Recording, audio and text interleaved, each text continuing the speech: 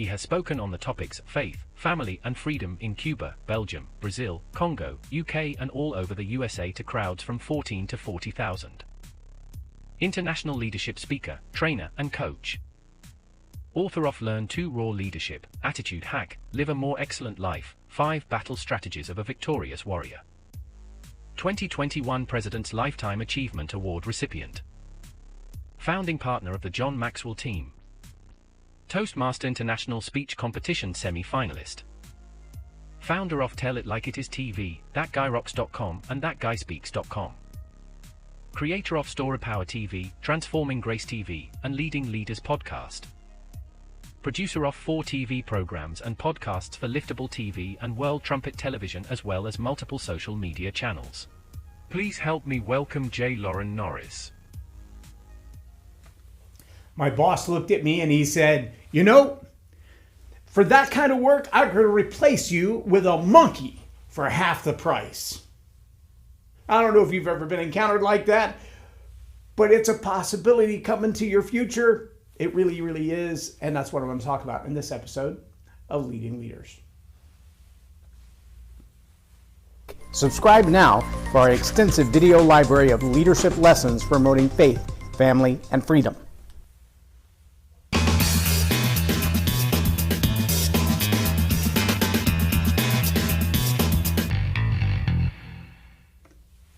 I'm J. Loren Norris with Leading Leaders Podcast. I was just listening this morning to Jordan Peterson, who was talking about what it's like to be him. In fact, he was on the Genius Network. You can find it on YouTube and watch the interview. And they asked him, what's the best and the worst thing about being you? Well, I won't tell you what the worst thing is. I'll let you watch the video for that. But he said the best thing about being me is unlimited opportunity. And I thought, wow, that... As an entrepreneur, as a small business owner, as a leader and a speaker and a trainer and a coach, I want unlimited opportunity. I want to travel around the world and speak on stages like he does. I want to write books at the drop of a hat. I want to be interviewed on podcasts and television shows. That's exactly what I want. I know he's way ahead of me. I don't have a PhD and 25 years of practice in psychology. But I want unlimited opportunity, so what do I have to do to get them? And he answered that question, believe it or not, in describing his own life. He said, I've worked really hard to have a solid infrastructure around me. And that infrastructure means I have these things that have become automated. And they just kind of run on their own now. He said, as an example, when I'm on my way to a tour stop, I don't negotiate my plane tickets. I don't worry about my meals. I never worry about ground transportation. I don't ask what hotel I'm staying in. None of that is my business. That's somebody else's job. And when I get to that location, my team, the people who handle the cameras and the lights and the books and the book tables and the book signing, they have one obligation that I give them, and that is always be nice to the people who approach me. I want to know that when I leave that space, what we've left behind is a good taste in the mouth of the people who've had an experience with the Jordan Peterson team. I thought, that's brilliance. Because I've been on both sides of that. I've been the guy doing nothing but carrying the books, or the guy doing nothing but bringing in the cameras and the light equipment. I've been the helper, the armor bearer, if you want to, for many people who have significance. I've also been there being escorted by the armed guards through the parliament, walking through the United Nations, through foreign airports. I've been the guy that everybody's looking at going, who is that? Because the people with M16s are on both sides of me. I've been in both of those places. I've also been the guy, and this is where I spend most of my time, who loads the car, books the travel, books the hotel room, deals with getting the books on the table, setting it up, putting up the display, then stepping on the stage, hitting the record button as I walk up, recording my own event, my own presentation, coming back down, packing up the camera, then going to the book table to sign, and then leaving. And every step along the way is all on me or my wife, because she carries a lot of that load now that she's not working a full-time job. But how many of you would say, as a leader, I have a team like that, or I need a team like that, or I have people on my team that are like your first statement, that I could replace them with a monkey for half the cost because yikes, they're just not doing the job. See, Jordan Peterson went a little further in his conversation. He said, there are a lot of leaders who feel like if somebody's not quite living up to the job, that it's graceful to let them remain. It's helpful to let them remain. I remember a few years ago, actually it's been just less than 2 years ago, I had an interview right here in the studio, and it was a lady who worked with special needs and other needs children. Some of them are now adults trying to move into the workplace. And she said, the challenge that we often have is that we expect everyone to learn and to work exactly the same, and it doesn't work like that. She said, we've got to learn to teach them the way they learn. I thought that's a profound statement. And just from the psychology of the process of their learning.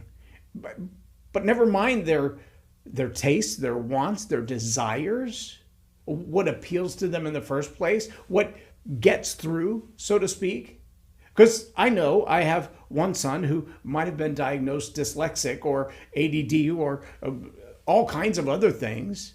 But once we figured out what his learning style was, what was important to him, we were able to maximize that through his homeschooling. And now he's moving on to his career and is very excited about his career and his opportunities. Because we took the time to learn what his learning style was and accommodate that. Now, if you're the CEO of a company of 100 people, though, do you have time to do that? I mean, perhaps somebody should have helped them do that before they got to the place in your company where you're watching them perform at a kind of a level as opposed to really excelling. When Jordan Peterson talked about that, he also mentioned what many people call the 80-20 rule, also known as the Pareto principle. Now, I've been studying John Maxwell for 30 years. I've read a couple of books, as you can see, a couple of the ones behind me and a couple of ones on the other side of the library. And yet, of all the stuff that I've read, the Pareto principle's kind of been that, that most frustrating thing. Because as a leader, we know that there are probably 80% of the people in your organization that do nothing. 20% of the people get all the work done. We also know if you apply the Pareto principle to your daily priorities, John Maxwell has a whole thing on this, that if you were to look at the 10 things that you do every day, there are probably 2 of those that move the needle. If you looked at 100 things that you have to get done in a day on your to-do list, of the 100, 20 of them are going to change your life. The others, just waste your time. Of the 100 people on your team, 20 of them, if you invest in them, if you grow them, if you challenge them, if you train them, if you pour into them, they will change the outcome of your company. And the other 80, they'll just waste your time. In fact, John Maxwell talks about people like that as the dump truck people. They just show up at your desk with your open door policy. And they just dump a load of garbage on your desk and expect you to sort out the problems and the drama in their life. It's not going to make a needle move on their performance. It's not going to change the way they interact with anybody else. They just want you to deal with their garbage. And if you're a leader, frankly, you don't have time for that. But when Jordan Peterson talked about that infrastructure that makes opportunity unlimited, he went one step further. He said, when that infrastructure is automated, there are things that I'm not responsible for anymore. That got my attention. Because I've been the guy doing all of that. And I've been the guy going, yeah, I have to figure all this out. When he said, I've got an automated system, he went one step further. He said, the automated system isn't just that I don't worry about my hotels, I don't worry about ground transportation or meals. I ask, is my wife thrilled to go to this place? Because that's my priority. What's important to me is that where we go, it's enjoyable. It's the trip worth doing. And he said, I also want you to know this, and this was profound to me, because it goes back to that, teach them the way they learn. He said, did you know that your brain does the same thing?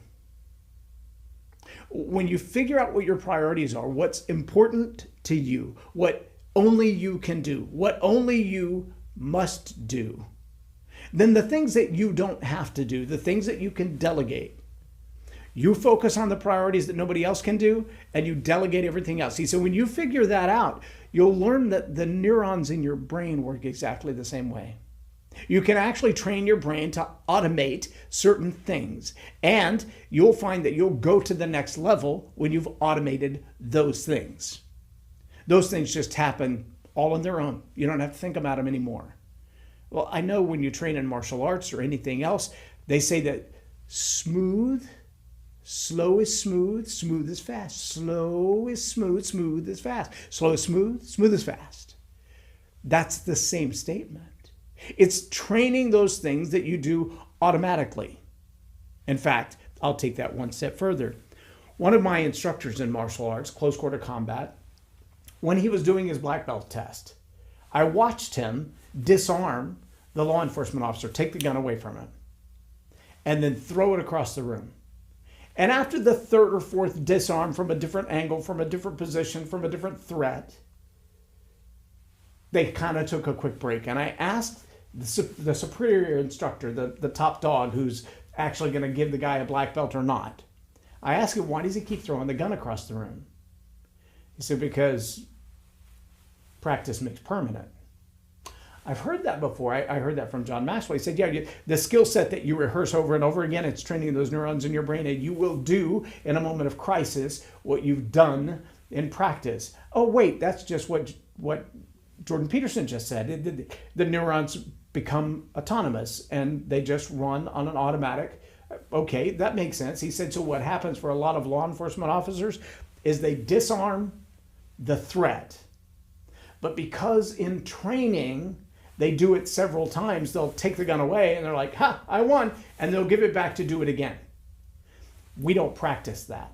When we take that weapon away, the gun, the knife, the stick, the balloon, whatever it is, when you take it away from the threat, you get it as far away from you as you can. Now, from this moment, whether you need to run or arrest them is your choice. That may be the next level of training. But for now, if you're going to disarm someone of the threat, don't make it a practice, i.e. a habit of giving the weapon back to them, because you haven't mitigated anything. And I think to how many times in leadership training, we see someone kind of go through a practice and they feel like everybody that I serve, everybody that I lead, it's exactly the same practice. We're just going to go through this again and again. Every annual evaluation, exactly the same. Every report on their field progress, exactly the same. Every production meeting, exactly the same. Or you're just getting in a habit of following the same process. You may be automating the wrong things in your neurons and in your processes, in your business, in your leadership. That's a mess. But what if you have that Pareto principle where 20% of the people are doing all of the work and 80% of the people are doing nothing, and they could be replaced by, I don't know, a house plant for no cost? Jordan Peterson went one step further. He said, understand the Pareto principle is a good principle. It's a good rule, not a bad thing. I've listened to John Maxwell and Peter Drucker and everybody else teach it for decades. But he said the real scientific evidence is deeper and harsher than that. He said the real scientific evidence, and this is not conjecture, and these are his words, not mine. He said the real scientific evidence, not conjecture, is that the square root of the total number of your team does 50% of the work. The square root of the total number of your team does 50% of the work. What does that mean? If you have 10 employees, 3 people do 50% of the work. If you have 10 employees, 3 people do 50% of the work. The other 7, houseplants. On the other hand, if you have 1,000 employees, it's not that you go from 10 and 3 to 1,300. No, it's still the square root, which is 100. So now you're not at 30%, which is 10 and 3, and you're not at 20%, which is the Pareto principle. You're actually at 10%. It's the square root of your total team. So if you have 1,000, 100 people are actually doing 50% of the work. The rest of them, houseplants. Now the question is, as a leader, what do you do about that? Now I want you to put a pause on that question for a moment, because I have seen over the last probably 8 to 10 hours the same list of books that say you need to read these books. If you want to make more money, drive your company to the next level, drive your own personal life to the next level. If you want to level up, read this list of books. And I think there's 10 or 12 books on the list. 12 Rules of Life is on that list. I've seen this same list of books like a glass screen with all the words written on it. I've seen it as a list, like on a whiteboard. I've seen it as a list, typed out. I've seen it in many different forms with different faces and different names making the presentation of this list, different styles, different appeals, different audiences would see that, and one of them they might just scroll right past, and the next one they look at because they like the way it looks, they like the way it sounds, they like the face presenting it.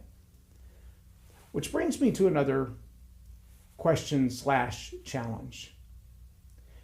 Because what it tells me is that someone has realized that the content of that list of books, of what they're offering, whether it's to read these books 15 minutes a day, or here's how you're going to get them in the Cliff Notes version, or here's how I'm going to teach them to over the next year, whatever that is, they've realized that these 15 books have power to change your life. But they've also realized that your learning style, your observations, your triggers, what causes you to go, ooh, I want that. What appeals to you is different than what appeals to me. And that's why they've made it different colors and different type styles and different font styles and different voices and different faces. It's the same information presented a different way. Kind of like when we work with our kids, kind of like when we have to train those with special needs, kind of like when we have to train those who've come from different backgrounds and diverse levels of education and understanding and a different starting point. They've come from a different starting line. Life is a little different. And having the wisdom to know that the basic content they need to understand, the things that will make life successful, are powerful and palatable, but sometimes they've got to be flavored just right, seasoned just right. Okay, so this is step 2 in the process I'm going to take you through. Step 3, I watched a video about a guy who said, I go into ChatGPT and then I get all my information, and once I get all my information, I take it into this other program, and in this other program, it takes what ChatGPT has created, the content that it created, and it puts it into this beautiful form, and I can just click this button and it changes the image, and I click this button and it changes the font style, and I click this button, but it's made the entire webinar for me. And I believe the program that he was promoting was Typeset. So I don't know if he works for Typeset and that's what he's selling, or he's selling a program to teach you how to use Typeset, but it was a sales video, so it's probably 2 minutes long that I watched. And it was really impressive because, trust me, I've made my own PowerPoint slides, and frankly, many of them for many years have been just downright hideous. In fact, my very first book would have benefited from some AI, some wizard, some offshore virtual assistant, some Fiverr graphic designer, because my first book, no joke, I had a lady call me. I'd known her for about a year, or maybe 2 years at the time, and she called me and she said, I would love to sit down with you for a meeting. And I said, okay. And so I met her at Main Event. Her kids were playing. We were sitting out in a public space having a conversation, and she handed me back my first book, and it was just fluffed out with all the earmarks and the corners and pieces stuck in it. She said, you can't have this one back, but I have a few things that I want to tell you. She said, I am a publishing consultant. I've been published many times by Thomas Nelson. And I'm going to tell you, when you first gave me this book, I only accepted it from you because it was you. I have heard you teach for 1.5 years now, and I'm blown away by some of the things you teach and your wisdom. And that's what kept me holding on to this book. She said, I'm also going to tell you, I have literally picked it up at least 12 times to put it in the trash can. I've actually, in fact, put it in the trash can on multiple occasions and felt guilty and pulled it back out and put it back on the shelf. But the cover is so hideous, it does not apply to me at all. If I saw that anywhere else, there's no way I would pick it up, even for free. If someone else had given it to me and said, I know you don't know this guy, but you should read this book, just based on the cover, I would have thrown it away or declined the offer. But a week ago, I got on an airplane and I didn't have anything to read, and that book was laying on the shelf, and so I grabbed it at the last minute and I threw it in my bag. And I got on the plane and I got to chapter 4 and I threw the book on the floor. I was like, that bad? She said, no. What's bad is I realized that the instructions you gave me in chapter 1 wouldn't apply in chapter 4 unless I did the work. And what you told me to do in chapter 2 was built on chapter 1 to such a degree that if I didn't do chapter 1, chapter 2 wouldn't work, chapter 3 wouldn't work without 1 and 2, chapter 4 wouldn't work without 1, 2, and 3. And it's brilliant in its simplicity. It's life-changing content. But the package is so hideous, nobody wants it. Oh, so my cover could be replaced by a houseplant is what you're telling me. She said, what I'm telling you is what you've got here is brilliant. It needs to have some questions to make me actually go back and do the work. And I said, yeah, those are in a separate book. It's in the journal. I just didn't give you the journal because I didn't think you'd do the work. She said, and that's why I was crying, because I need the work that's in that book. I just didn't have it all together, and it wasn't packaged in a way that I wanted it. Okay, so let me go back to typeset. Because the infrastructure Jordan Peterson talks about, this ability for people to engage with you, to know who does what part, that's a very important part of building your business. Knowing that part of who do I spend my time with, who do I invest in, who do I bring this life change to, that's an important part of leadership. Being able to delegate and budget what little resource I am, the lives that I can influence, that's a huge part. And as a leader, we all have to do that. We have to know who will take advantage of what we pour into them and who will just take advantage of us. And those are not the same thing. If that list of 15 books, if PBD is right when he says if you'll read in these 4 areas, you'll become a millionaire. And if you don't, I'll give your money back that you've invested in learning this. But the odds that I'm going to be paying anybody back are almost zero. Because if you will study those areas, you will improve and you will succeed. And still the challenge is it packaged in a way? Now here's where I look at something like typeset and I say, as a leader, what I don't want to do is I don't want artificial intelligence to create the content that I put my name on. What I've been given as gifts and talents, what I've researched, what I've studied, what I've synthesized in my own life, what I've learned to boil down to a simple, teachable format, I like to believe is not unique information, but it's delivered through a unique insight in a unique way. I got a phone call yesterday from a mayor of a small town in Texas. I've known the guy almost 30 years.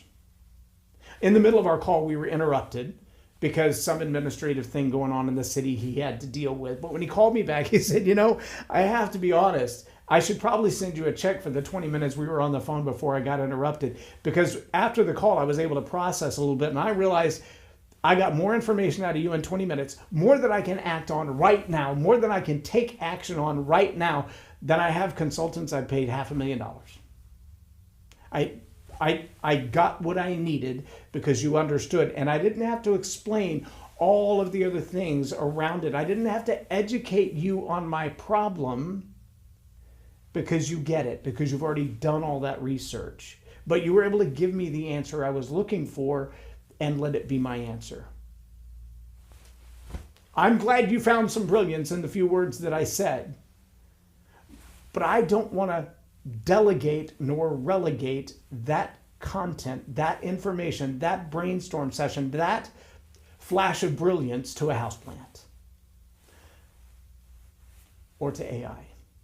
Now, on the other hand, I am willing to say if I took my content and I could put it somewhere where somebody could create a better book cover to package up what I've done, where somebody could look at it like this brilliant ad that I've seen over 8 hours, where it appeals to multiple people, but it says the same thing. If I could package my content, now that might be a valuable resource that I would consider using, because it can do my work in 1/10 of the time.